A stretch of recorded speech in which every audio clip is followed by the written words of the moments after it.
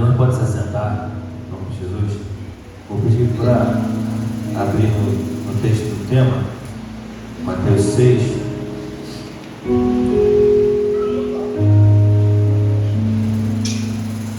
Vamos estar lendo do versículo 19 até o 36. Amém? Vamos estar. Aleluia. Vamos estar lendo agora esse texto. Depois vamos estar conversando um pouco sobre aquilo que o Senhor tem falado conosco, amém? Sobre aquilo que o Senhor quer falar conosco nessa noite. Eu vou estar lendo, pedir a igreja para que acompanhe visualmente. Diz assim: não ajunteis tesouros na terra, onde a traça e a ferrugem tudo consome, e onde os ladrões minam e roubam. Mas ajuntai tesouros no céu, onde nem a traça nem a ferrugem consome, e onde os ladrões não minam e nem roubam. Porque onde estiver o vosso tesouro, ali estará também o vosso coração. A candeia do corpo são os olhos, de sorte que se os teus olhos forem bons, todo o teu corpo terá luz. Se porém os teus olhos forem maus, todo o teu corpo será tenebroso. Se portanto a luz que em ti há são trevas, quão grandes serão tais trevas? Ninguém pode servir a dois senhores, porque ou há de odiar um e amar o outro, ou se dedicará a um e desprezará ao outro. Não podeis servir a Deus e a Mamon. Por isso vos digo: não andeis ansiosos quanto à vossa vida, pelo que haveis de comer, ou pelo que haveis de beber, nem quanto ao vosso corpo, pelo que haveis de vestir. Não é a vida mais do que o mantimento, e o corpo mais do que o vestuário? Olhai para as aves do céu, que nem semeiam, nem cegam, nem ajuntam em celeiros, e vosso Pai celestial as alimenta. Não tendes vós muito mais valor do que elas? E qual de vós poderá, com todos os seus cuidados, acrescentar um côvado à sua estatura? E quanto ao vestuário, por que andas ansiosos? Olhai para os do campo, como eles crescem, não trabalham e nem fiam. E eu vos digo que nem mesmo Salomão, em toda a sua glória, se vestiu como qualquer um deles. Pois se Deus assim veste a erva do campo, que hoje existe e amanhã é lançada no forno, não o vestirá muito mais a vós, homens de pequena fé. Não andeis, pois, inquietos, dizendo: que comeremos, ou o que beberemos, ou com o que nos vestiremos? Porque todas estas coisas os gentios procuram. De certo, o vosso Pai Celestial bem sabe que necessitais de todas estas coisas. Mas buscai primeiro o reino de Deus e a sua justiça, e todas estas coisas vos serão acrescentadas. Aleluia. Só até aqui. E esse versículo, que é o versículo-chave da noite de hoje, foi o versículo proposto: mas busquem em primeiro lugar o reino de Deus e a sua justiça, e todas essas coisas lhes serão acrescentadas. Percebam que ele não falou todas as coisas, ele não falou todas as demais coisas, ele não falou todas as coisas, porque se eu falo todas as coisas, eu entendo que é todas as coisas, mas ele falou todas essas coisas. Essas coisas quais, então, Rafael? As que ele cita no texto. Não se preocupem com o que comeremos, com o que beberemos, com o que nos vestiremos, porque quem se preocupa com isso é quem não tem a sua fé, é quem não tem a sua confiança no Senhor. Os pagãos, aqueles que não conhecem o Senhor, aqueles que não têm a sua fé em algo muito maior do que essa vida, eles sim se preocupam com isso. Mas aqueles que têm a sua fé no Senhor não se preocupam. E essas três coisas que Jesus cita, eu acho que eu posso sintetizar. Ele está falando de necessidades básicas, tudo que é básico para a vida, tudo que é básico para a sustentabilidade da vida: comida, bebida, vestimento. É aquilo que é básico. Ele não te prometeu o carro do ano, não te prometeu uma mansão na praia, ele não te prometeu facilidade nessa vida, não prometeu. O Evangelho não nos promete facilidade. E aonde começa a nossa crise, aonde a gente começa a perder a alegria, alegria de viver uma vida que vale a pena ser vivida. Porque aqueles que vivem para o Senhor, no Senhor e para Ele, vivem uma vida que vale a pena ser vivida. A nossa vida é uma vida que, embora nós passemos dificuldades, assim como aqueles que não conhecem ao Senhor também passam, embora o sol nasça para o justo e para o ímpio, ou seja, as veredas são cheias de justiça, como diz o Salmo 23. Guia-me nas veredas da justiça. Na vereda da justiça eu ganho, na vereda eu perco. As veredas são cheias de justiça. E justiça não é ganhar sempre. A gente não ganha o tempo todo. Tem momentos que parece que um cântaro esvazia. Parece às vezes que a glória do Senhor que a glória do Senhor vira as costas para nós. Parece. Por quê? Porque o sol nasce para o justo. Então nós estamos sujeitos às dificuldades da vida. A gente passa a dificuldade. A gente perde o ônibus, a gente pneu do carro fura, a gente fica desempregado, a gente se preocupa com o alimento de amanhã. Só que a Bíblia está dizendo para nós não ficarmos inquietos, ansiosos, desesperados, desesperançosos com o dia de amanhã. Rafael, que coisa óbvia que você está dizendo. Talvez seja óbvio mesmo. E a mensagem é bem simples e direta. E a mensagem do Evangelho, ela é simples. Não andem ansiosos. E o apóstolo Paulo escreve dizendo: não andeis ansiosos por coisa alguma. Coisa alguma é muito amplo, igreja. Então, aonde que começa a minha crise? Aonde eu paro de ter no Senhor contentamento em uma vida que vale a pena ser vivida? Aonde começa essa crise então? Ela começa no momento em que eu venho para o Senhor, em que eu começo a fazer as coisas para o Senhor, em que eu entro por essas portas. Ela começa no momento em que tudo aquilo que eu faço, existe uma intenção diferente. A minha crise, e é onde eu deixo de ter o contentamento no Senhor, começa no momento em que o meu coração começa a se inclinar para um lado que não agrada ao coração do Senhor, que não agrada aos olhos do Senhor, os olhos que contemplam todas as coisas, os olhos que nos sondam, que nos esquadrinham, que sabem exatamente quem nós somos. Eu tenho o costume de orar, eu falo assim: Senhor, sonda a minha intenção mais interna, ainda aquela que eu não saiba nem qual é. Porque às vezes a gente se engana e a gente acha que a nossa intenção é muito pura, é muito justa, é muito genuína. E não é. Porque lá no fundo, lá dentro, no interior, intrinsecamente lá dentro, o Senhor sabe que a tua intenção não é tão justa, não é tão boa, não é tão plena. E aí o teu contentamento ele passa a ser não do Senhor, mas dos benefícios que as coisas que você faz deveriam te trazer, nas consequências que você acha que deveriam ser justas ou equivalentes pelas coisas que você faz,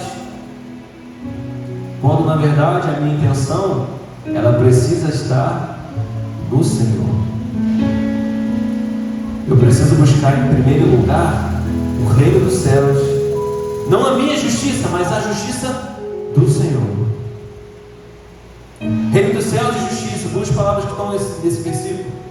Buscar em primeiro lugar o reino dos céus e a sua justiça, não é a minha justiça.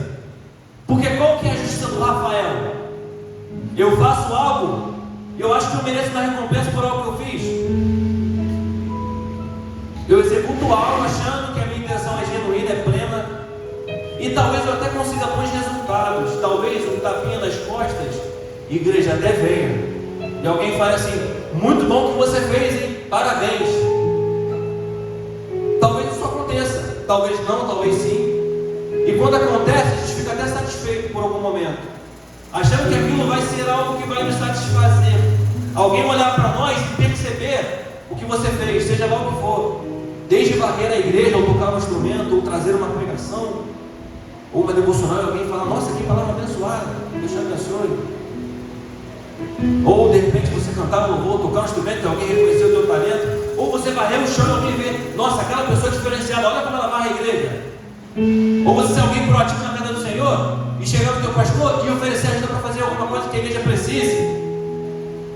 E de repente alguém vai olhar e vai reconhecer, falar: nossa, que legal, fulano de tal lá foi lá, colocou piso, não sei, ajudou, limpou, carregou aquele entulho, capinou a calçada, chegou cedo, varreu, fechou, abriu a igreja, foi na oração, cumpriu a agenda da igreja certinha. E talvez alguém veja isso, talvez, e talvez não veja. E o problema é que quando alguém não vê e a tua intenção está nisso, e alguém não vê, você se frustra, você entra em crise. E mesmo que alguém veja também, não será o suficiente, nunca será o suficiente.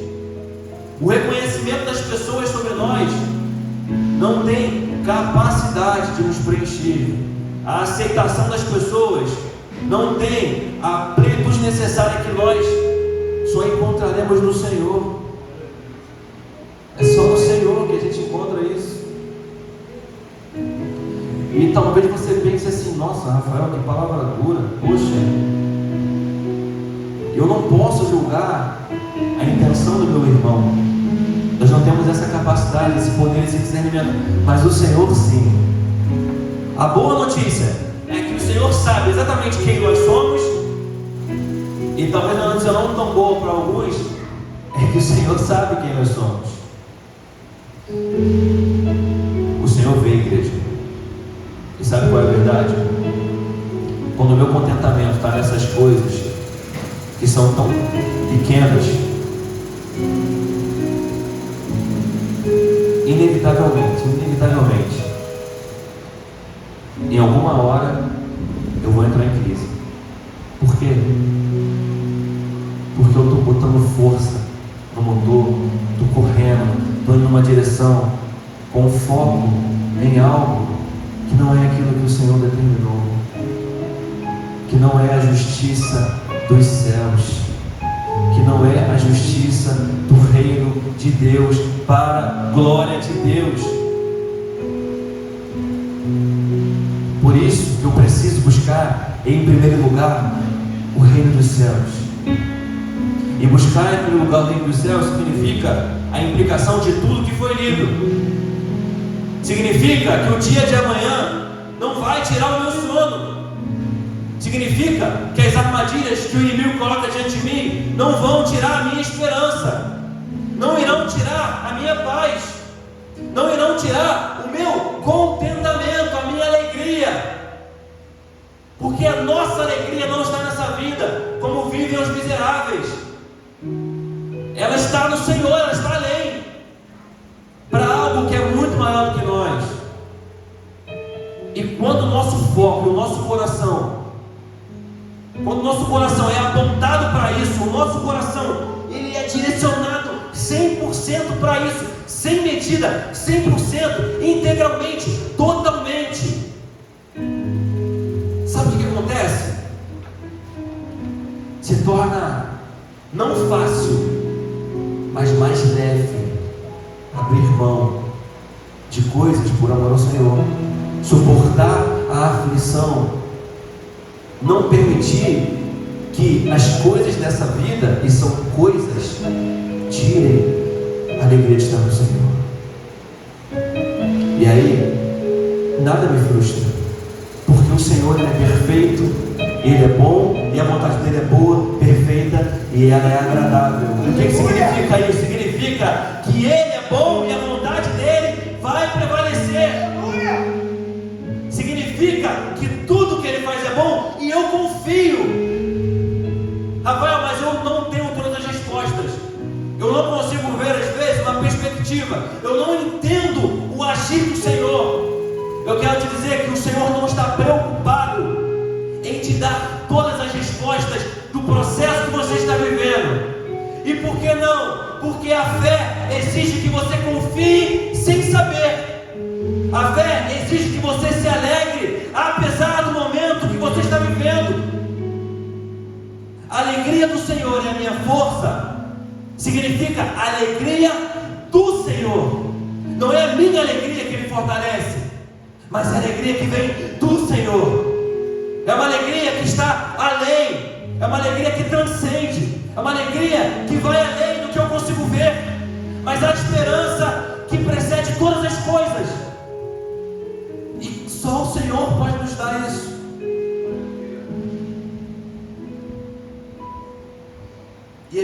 começa a pensar sobre isso e começa a pensar assim: como é que eu faço agora então?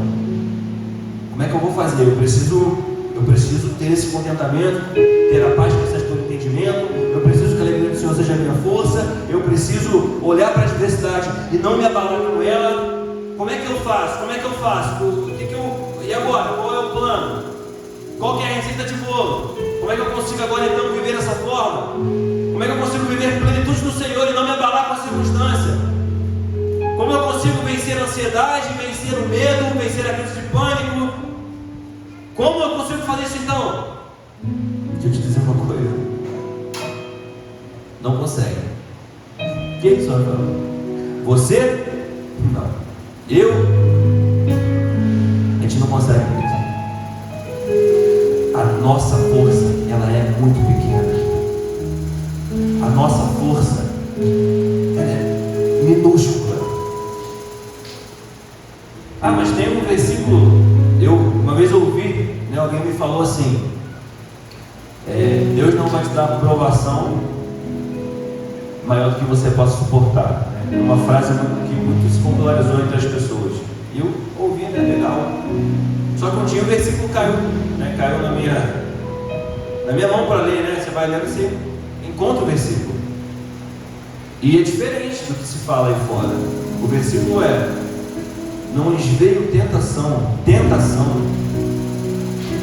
maior do que vocês poderiam suportar.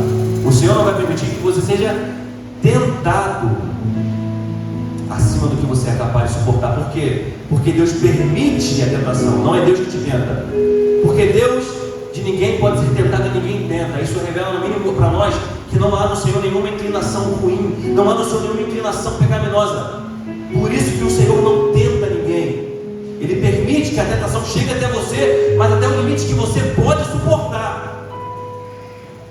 Ou seja, existem provas que muitas vezes vão superar a tua capacidade física, emocional, a tua estrutura.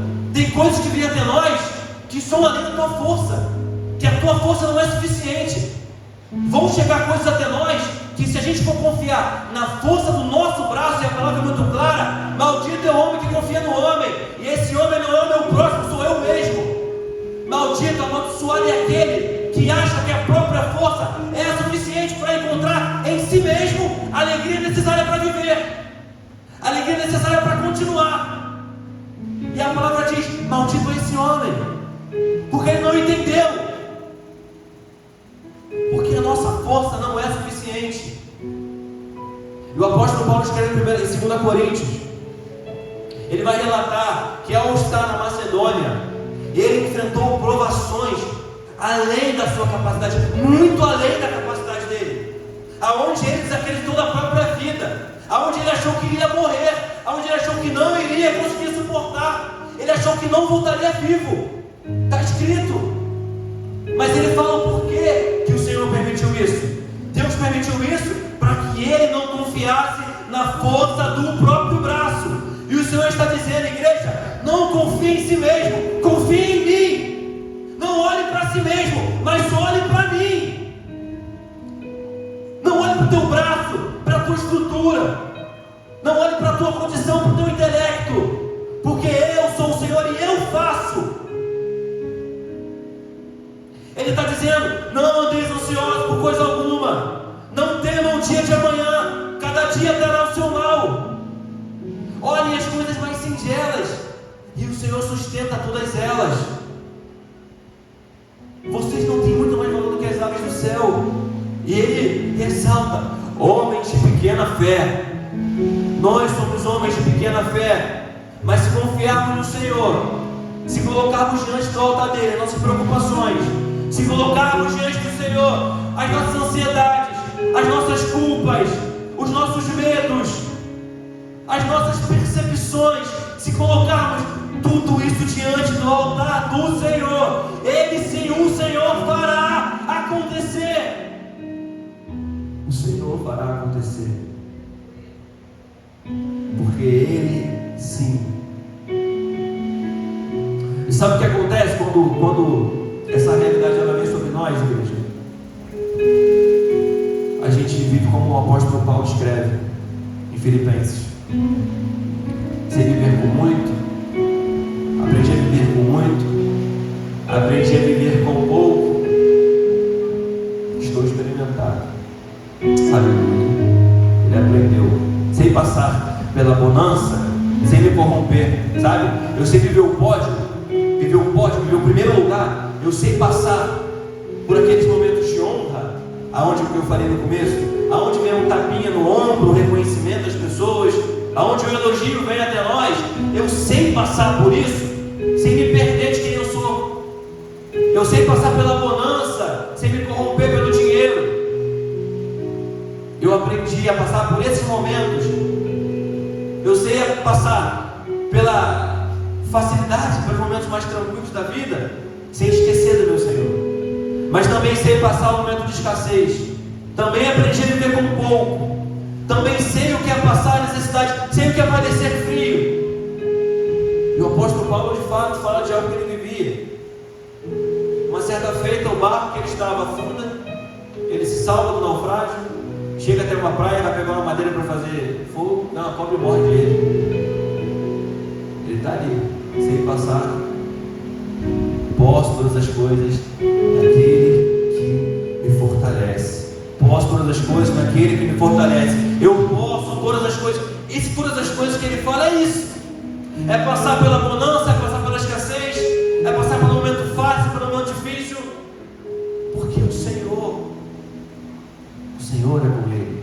O Senhor é conosco. Por isso nós podemos passar. Não por causa de algo que há em nós, não por causa do que nós somos, mas apesar do que nós somos, porque o Senhor é conosco. E aí a gente passa a viver nessa esfera. E como eu estava conversando com a minha esposa hoje, algo que a gente falou na escola dominical do domingo de manhã, uma frase que foi atribuída a Albert Einstein. Se foi ele que falou, não sei, mas essa frase foi atribuída a ele. Ele falou o seguinte: tem duas formas de viver a vida. Primeira forma é viver como se nada fosse um milagre.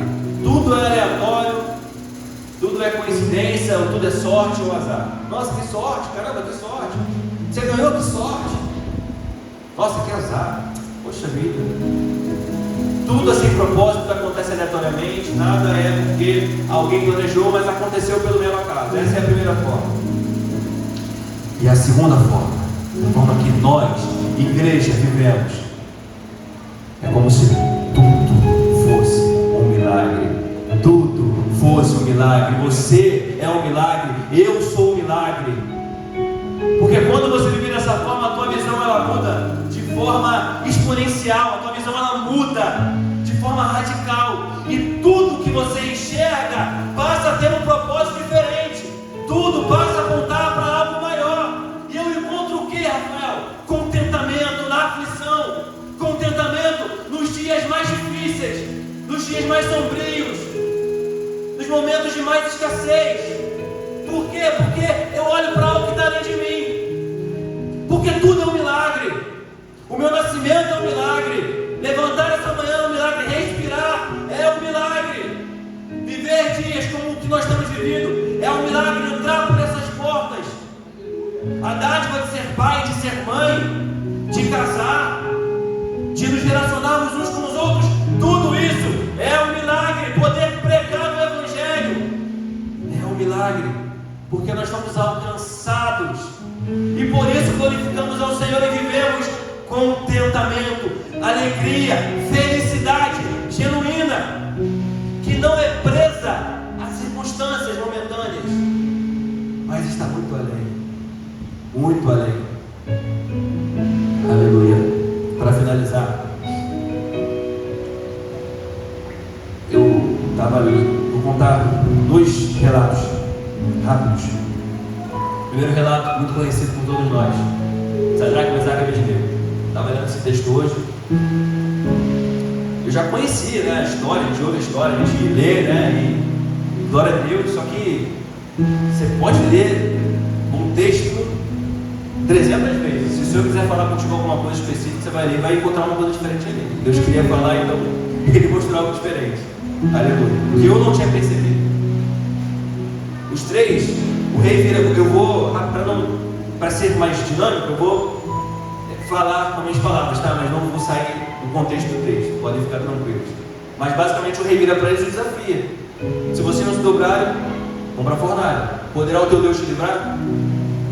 Resumindo, ele fala isso, né? De forma muito mais rebuscada, mas é isso que ele fala para eles. E aí, eles dão uma resposta, igreja, que mostra que a alegria do Senhor era na força deles, que o contentamento deles estava muito além daquilo ali. Eles falam assim, também, com palavras mais simples, eles falam assim: não se preocupe, rei, quanto a isso, porque fique sabendo que ainda que o nosso Deus não nos livre da fornalha, nós não vamos nos dobrar. A fornalha não nos assusta. Se você está achando que a gente está adorando ao nosso Deus apenas porque Ele pode nos livrar, porque se Ele quiser nos livrar, glória a Deus, mas se não nos livrar, ainda assim não nos dobraremos. E eu entendo com isso que eles quiseram dizer assim: ó, eu não vou me abalar com essa fornalha, isso não vai me abalar, perder a vida não me abala, não me abala. E nós sabemos qual foi o desfecho da história: o quarto homem na fornalha. E ali todos viram quem era esse Deus. Aleluia. E a segunda história. Esse ano fez 11 anos. Fez 11 anos que, acho que talvez vocês conheçam essa história. 21 cristãos foram martirizados na Líbia. Eram 21 operários, 20 egípcios e um libanês. Eles foram presos pelo Estado Islâmico, foram levados até uma praia e lá eles foram martirizados por amor ao Evangelho. E tem um vídeo, né? O Estado Islâmico gravou tudo, fez o vídeo deles. Imagino que foram momentos agonizantes naquele período. Foi em 2015 que aconteceu isso. E aí, eu só conheci a história, né? Fui ver um pouco mais a fundo sobre o vídeo.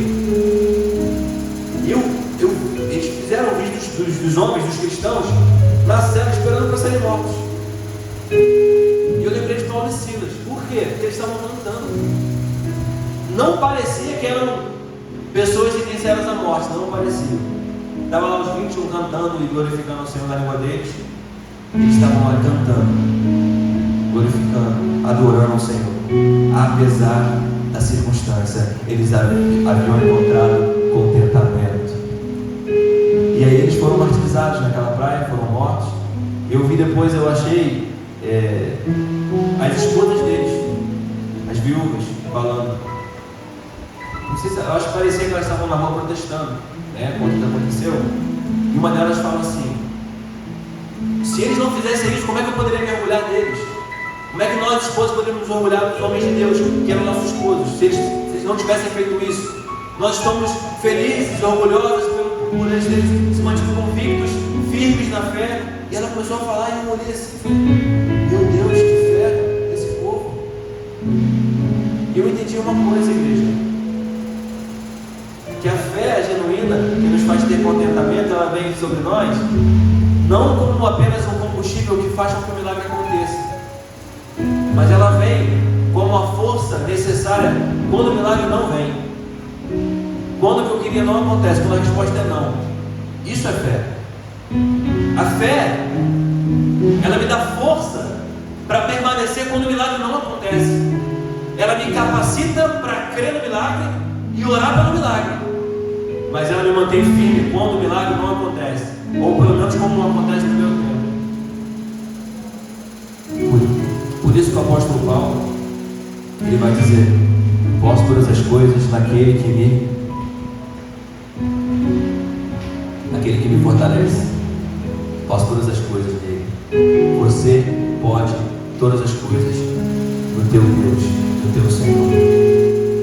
Inclusive, principalmente, encontrar nele o contentamento que nada nessa vida vai te dar.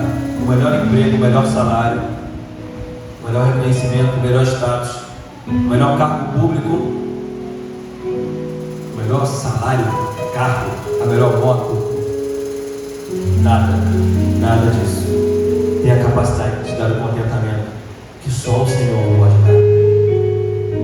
Que o Senhor possa nos abençoar, que Ele continue falando conosco e que nós possamos encontrar nele, e somente nele, a alegria genuína de viver uma vida que vale a pena ser vivida. Amém? Eu agradeço a oportunidade, em nome de Jesus.